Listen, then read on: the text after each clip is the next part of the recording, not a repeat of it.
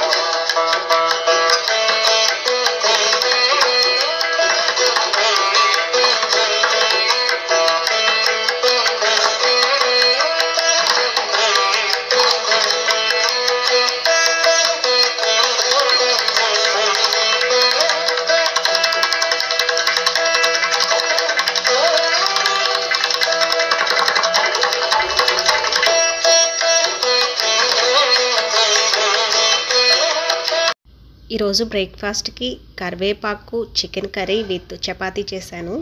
కరివేపాకు chicken curry మా అమ్మ స్పెషల్. మా అమ్మ చేస్తే చాలా టేస్టీగా ఉండిద్ది. నేను చేస్తే ఆ టేస్ట్ ఎప్పుడు రాదు. సో ప్రతిసారి ట్రై చేస్తూ ఉంటాను, కానీ మా అమ్మ చేసినట్లయితే ఎప్పుడు ట్రై చేసినా రాలేదు.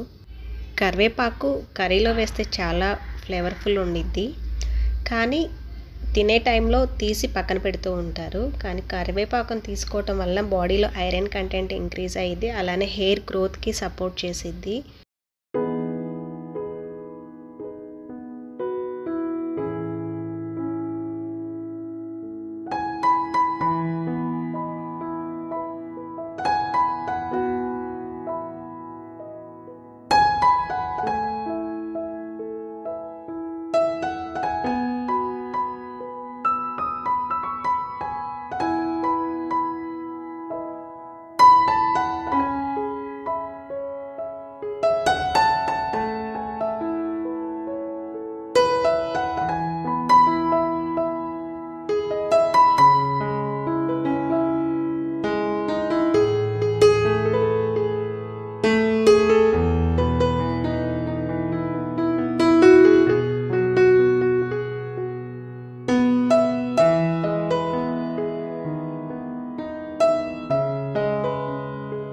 మా బాల్కనీలో బ్లూమింగ్ స్టార్ట్ అయినప్పటి నుంచి బటర్ఫ్లైస్ చాలా ఎక్కువ వస్తున్నాయి.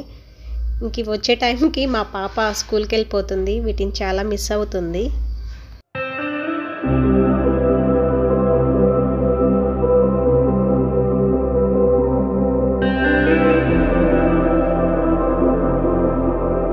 ఒక చిన్న కుండీలో 2-3 తోటకూర మొక్కలు పెట్టుకుంటే వీక్లీ ట్వైస్ హార్వెస్ట్ చేయొచ్చు.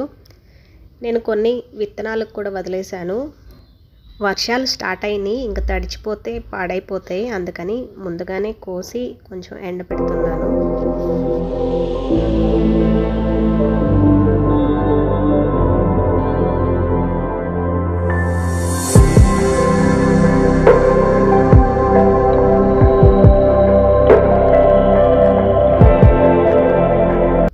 ఈ దారం చాలామందికి తెలిసి ఉండొచ్చు. దీనిని పురికోస అంటారు. పాతకాలంలో ధాన్యం బస్తాలు కుట్టడానికి ఉపయోగించేవాళ్ళు.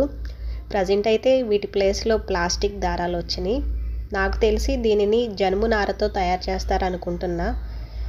డౌట్నే, మీకు ఎవరికైనా తెలుసుంటే నాకు కామెంట్ సెక్షన్లో మెన్షన్ చేయండి. ఇంక ఇది మొన్న అమ్మ వాళ్ళు మ్యాంగోస్ పంపించారు కదా, ఆ టైంలో వచ్చింది నా దగ్గరికి. ఒక కుండీలో బచ్చల కూర విత్తనాలు పెట్టాను. క్రీపర్ స్టార్ట్ అయ్యింది. సో వీటికి సపోర్ట్గా ఉండడానికి ఈ పురికోసని కడుతున్నాను గ్రిల్కి.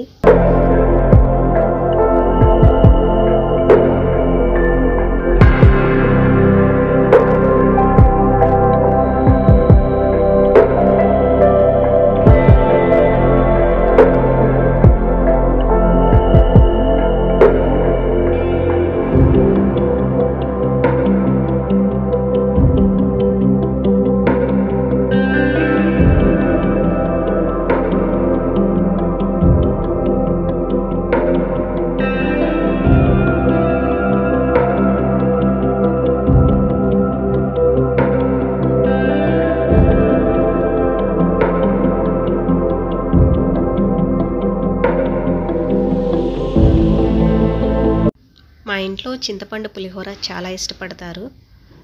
ఇంక ఈరోజు ఎలానో సండే కాబట్టి కొంచెం టైం తీసుకొని చింతపండు పేస్ట్ని రెడీ చేశాను. చింతపండు పేస్ట్లో నేను పచ్చిమిరపకాయలు గ్రైండ్ చేసి వేశాను.